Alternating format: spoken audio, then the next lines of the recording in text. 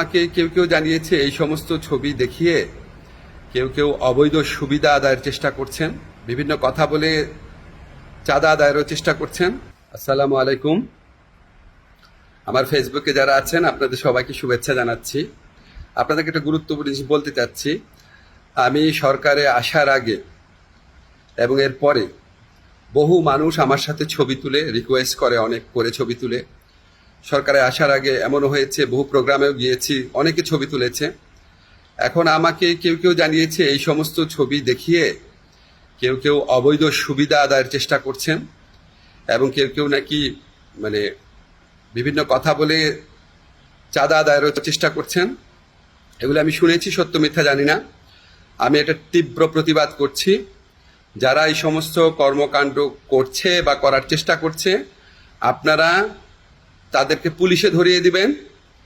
কোনো অবস্থাতেই, কোনো কারণেই আমার কথা বলে কোনো কারণে কেউ যদি কোনো রকম চাঁদা আদায়ের বা অবৈধ সুবিধা আদায়ের চেষ্টা করে, আপনারা তাদেরকে পুলিশে ধরিয়ে দিবেন, মামলা করবেন। মামলার কপি আমার ফেসবুকে পাঠিয়ে দিবেন, আমার যে ফ্রেন্ডদের পেজ আছে সেখানে পাঠিয়ে দিবেন, এবং অবশ্যই আমি চেষ্টা করব এটার বিরুদ্ধে ব্যবস্থা নেওয়ার জন্য।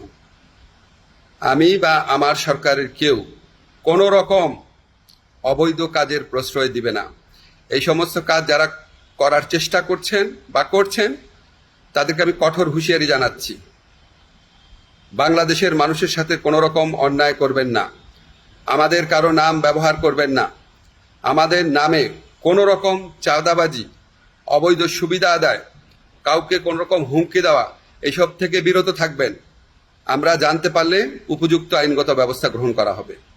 সবাই ভালো থাকবেন, সুস্থ থাকবেন।